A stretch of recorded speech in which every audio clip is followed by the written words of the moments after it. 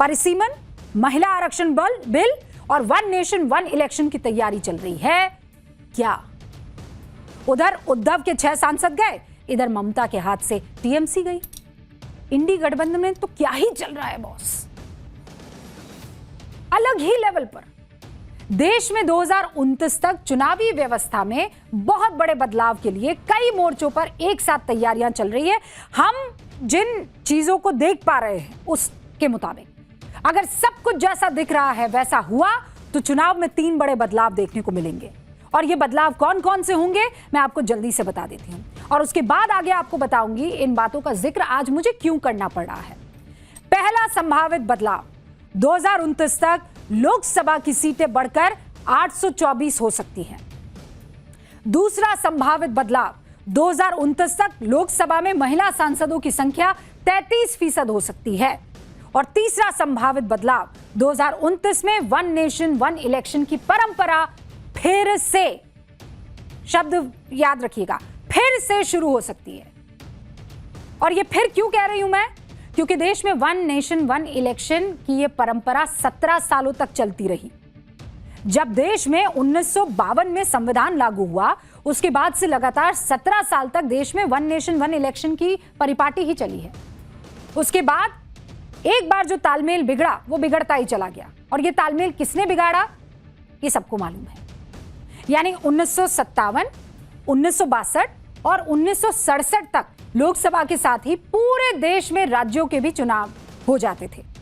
लेकिन 1967 से 69 के बीच राजनीतिक अस्थिरता, दल बदल और राष्ट्रपति शासन की वजह से कुछ राज्यों में सरकारें गिर गई या फिर गिरा दी गई। इसके बाद एक साथ चुनाव वाला साइकिल टूटा और लोकसभा और राज्यसभा चुनाव अलग अलग समय पर होने लगे।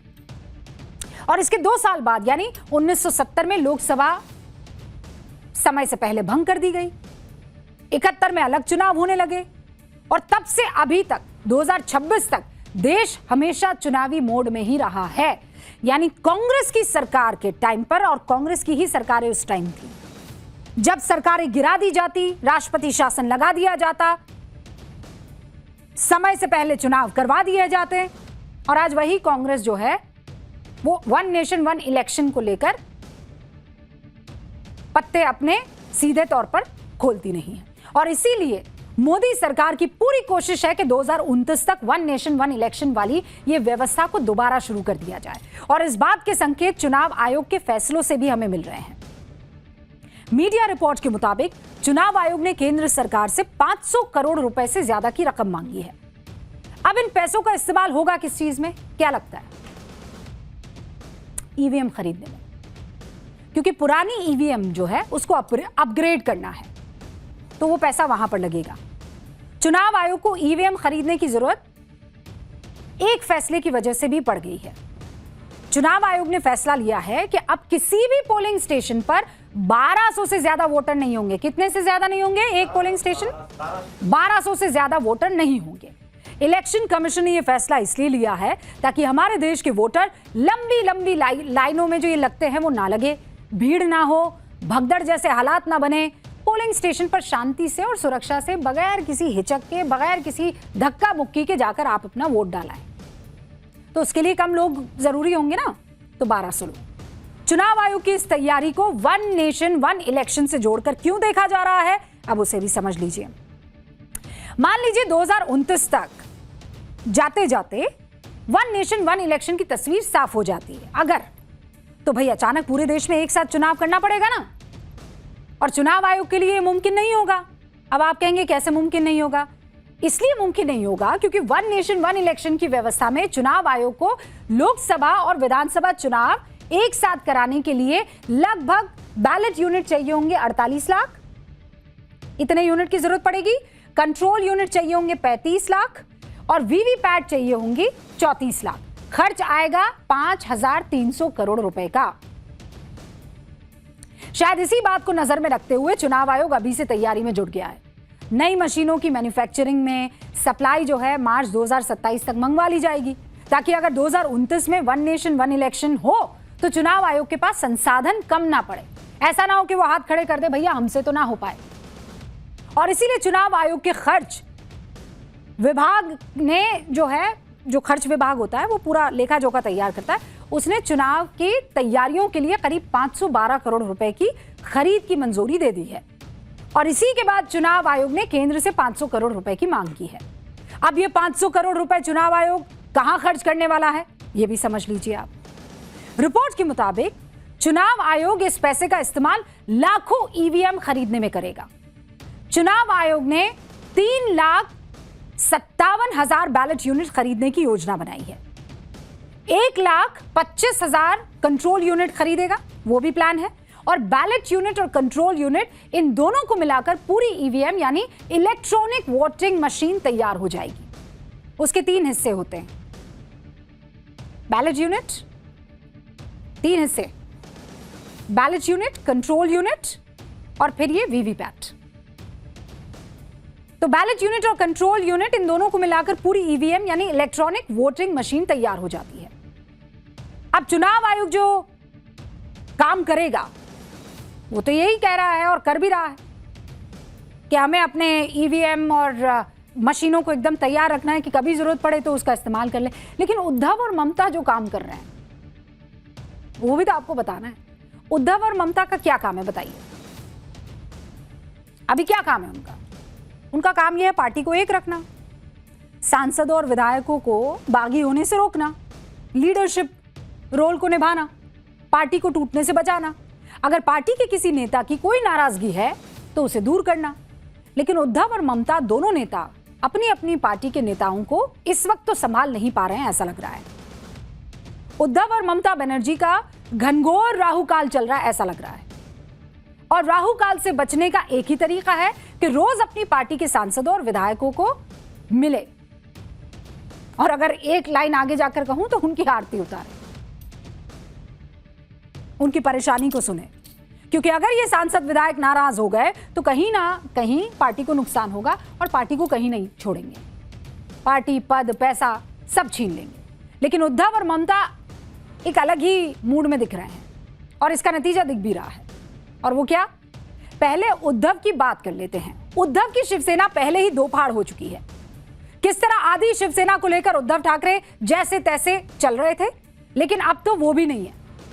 उद्धव ठाकरे की पार्टी शिवसेना यूबीटी के 9 सांसद और 20 विधायक हुआ करते थे। इसमें से कल उद्धव गुट के 6 सांसद एकनाथ शिंदे वाली शिवसेना में शामिल हो गए। जब उद्धव के पास सिर्फ 3 सांसद बचे हैं, उसमें भी एक के मन बदलने की खबर अभी भी हमें मिल रही है। और उनके 20 विधायकों के बीच भी थोड़ा असंतोष वाली खबर चल रही है, क्योंकि 3 विधायक उद्धव की बैठक में पहुंचे ही नहीं। यानी आप देखिए कि उद्धव के साथ दूसरी बार अब खेला होने जा रहा है और वो इस बार भी बेबस होकर देखते रह जाएंगे, कुछ नहीं कर पाएंगे। ऐसे भी हालात दिखाई दे रहे हैं। जो हाल उद्धव की सियासत का 4 साल पहले यानी 2022 से शुरू हुआ था, वही हाल अब ममता की पार्टी टीएमसी का भी हो रहा है। कल ममता जी के साथ उनकी पार्टी के बागी नेताओं ने ऐसा खेल कर दिया कि ममता जी ने कभी अपने सपने में भी नहीं सोचा होगा।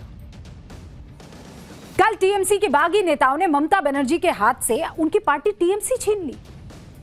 बागी टीएमसी नेताओं ने ममता बनर्जी को पार्टी अध्यक्ष पद से हटा दिया। टीएमसी की स्थापना के 28 साल में यह पहली बार हुआ कि ममता बनर्जी पार्टी की अध्यक्ष नहीं है। ममता के भतीजे अभिषेक बनर्जी को पार्टी के ऑल इंडिया जनरल सेक्रेटरी के पद से सस्पेंड कर दिया। सीएम की कुर्सी जाने के बाद ममता के पास नेता प्रतिपक्ष की जो दमदार कुर्सी बची थी, वो भी बागी गुट ने 5 दिन पहले छीन ली। सोचिए। और अब टीएमसी का बागी गुट ममता के साथ वही करना चाहता है जो एकनाथ शिंदे के गुट ने या साथियों ने 4 साल पहले उद्धव ठाकरे के साथ किया। यानी टीएमसी पार्टी का पूरा कब्जा, पूरा कंट्रोल।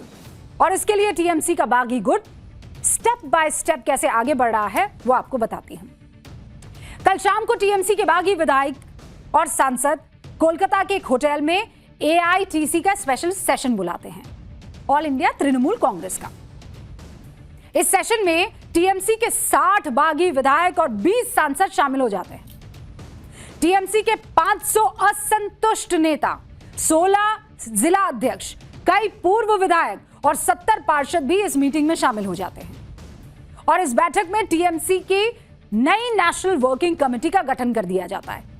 30 मेंबर्स को इसमें शामिल कर लिया जाता है।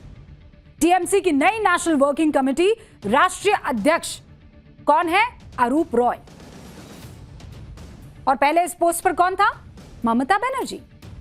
तो टीएमसी के नेशनल जनरल सेक्रेटरी बनाए गए संदीपन साहा, जावेद खान, ऋतव्रत बनर्जी। और पहले कौन होते थे इस पोस्ट पर? अभिषेक बनर्जी। फिरहाद हकीम, अरूप बिस्वास, रतन घोष, ये 3 लोग टीएमसी वर्किंग कमेटी के उपाध्यक्ष बनाए गए। यानी टीएमसी पूरी की पूरी बदल गई। चेहरा, मोहरा, नेता, लोग, पदवी सब बदल दिया। टीएमसी के बागी नेताओं ने ममता बनर्जी और अभिषेक बनर्जी को एकदम साइडलाइन कर दिया। इन दोनों मुक्त टीएमसी कर दी और टीएमसी वर्किंग कमेटी का गठन कर दिया। मतलब यह हुआ कि जिस टीएमसी में कभी ममता बनर्जी और अभिषेक बनर्जी की मर्जी के बगैर पत्ता नहीं हिलता था, उसी टीएमसी में अब ममता और अभिषेक की हैसियत सिर्फ एक साधारण ऑर्डिनरी लीडर जैसी हो गई। और लीडर भी नहीं भैया, कार्यकर्ता कहिए आप। कोई पद नहीं पार्टी में, कोई पावर नहीं। ममता गुट के नेताओं को अभी भी लग रहा है कि टीएमसी तो ममता बनर्जी के नाम पर रजिस्टर्ड है, इसको कौन हथिया सकता है? है किसी में इतनी हिम्मत? आप खुद सुन लीजिए।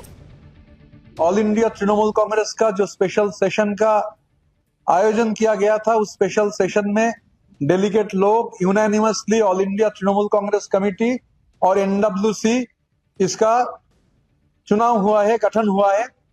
श्री अरूप राय जो पहला दिन से 1998 का पहला दिन से जो 138 एफिडेविट हुआ था, हर में अरूप राय जी का सिग्नेचर है। तो अरूप राय जी हमारा ऑल इंडिया तृणमूल कांग्रेस का चेयरपर्सन चुने गए हैं। इसके सिवाय अरूप राय छोड़ के और 29 लोग, टोटल 30 लोगों को लेकर एनडब्ल्यूसी का गठन हुआ है। ये मजाक है, ये एक सर्कस है। ममता बनर्जी अपन से तृणमूल कांग्रेस बनाई थी, वही तृणमूल कांग्रेस को एक विरोधी दल से ये प्रांत में शासक दल बनाए थे। तभी उनको हटा देगा कौन? बोलते ऋतव्रत बनर्जी जो कुछ दिन पहले सीपीएम का सदस्य था। तो हम इसको पूरा न मानते हैं। जो लोग ये नया गुट में शामिल हुआ उसको तृणमूल से एक्सपेल किया जाएगा और जो कानूनी कार्रवाई है वो किया जाएगा। तो उद्धव और ममता की पार्टी में टूट हो गई तो इसका सीधा फायदा किसे मिलेगा आप जानते हैं? कौन बताएगा किसे मिलेगा? हाँ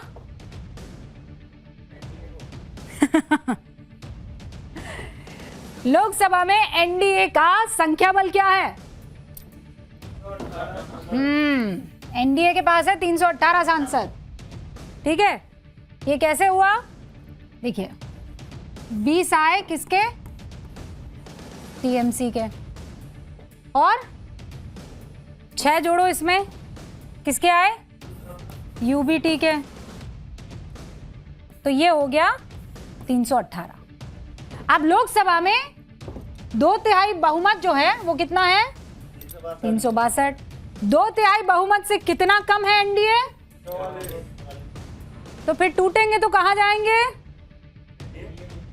फायदा किसे हुआ? एनडीए को। तो ये जो डगर है पनघट की वो बहुत खतरनाक है।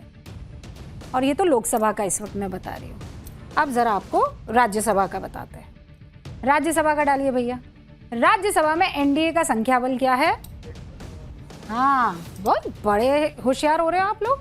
154 सांसद है एनडीए के, सिर्फ 10 कम है। कितने कम है? 2/3 के लिए कितना चाहिए? 164। तो भाई कैंसिल, माइनस कर लो ना 164, तो कितना आ गया? 10 आ गया। अब ये जो टूट रहे हैं, बिखर रहे हैं, इसका खेल क्या है? ये खेल है यहां पर। और जब बंगाल में 3 सीटें अभी खाली हुई हैं तो वो भी घट जाएगा। तो 10 में से अगर माइनस कर दीजिए कितनी? 3, तो कितना हुआ? 7। तो ये कितना हो जाएगा? जोड़ो, मतलब मैथ्स में बिस्वा बहुत काम करना है हमें। ये हो गया 7। अभी 3 खाली होंगी ना, तो तो 7 आ जाएंगी, तो 2/3 बहुमत से कितना कम हो जाएगा एनडीए, फिर 7 हो जाएगा। और 7 हुआ तो फिर क्या हुआ, वो जितने भी बिल पड़े हुए ना पास करवाने वाले, सारे पास हो जाएंगे। मतलब संसद ने दोनों सदनों में एनडीए जिस स्थिति में थी उस स्थिति में संशोधन हो नहीं पा रहा था। किसका संशोधन करना था रवि? बिलों का संशोधन नहीं होता है भैया, संविधान का संशोधन। एनडीए को राज्यों में कोई टेंशन नहीं है, क्योंकि भैया जब बिल केंद्र में पास होता है, एक बात ध्यान रखना, संविधान संशोधन जब होता है तो फिर वो राज्यों में भी 2/3 राज्यों में भी उसे पास करना। कोई भी अगर संशोधन संविधान का आप करते हैं तो ऐसा नहीं है कि आपने सदन में किया और काम हो गया, नहीं नहीं, फिर 2/3 राज्यों में भी आपको वो संशोधन करना पड़ता है, तब जाकर वो संशोधन पुख्ता हो जाता है, कानून बन जाता है। अब एनडीए को राज्यों में तो कोई टेंशन ही नहीं है, क्योंकि इस वक्त 22 राज्यों में किसकी सरकार है? एनडीए की। और बिल के समर्थन में कम से कम 15 राज्यों की सहमति, 2/3 ना, तो जो एनडीए के पास आसानी से इस वक्त मौजूद है।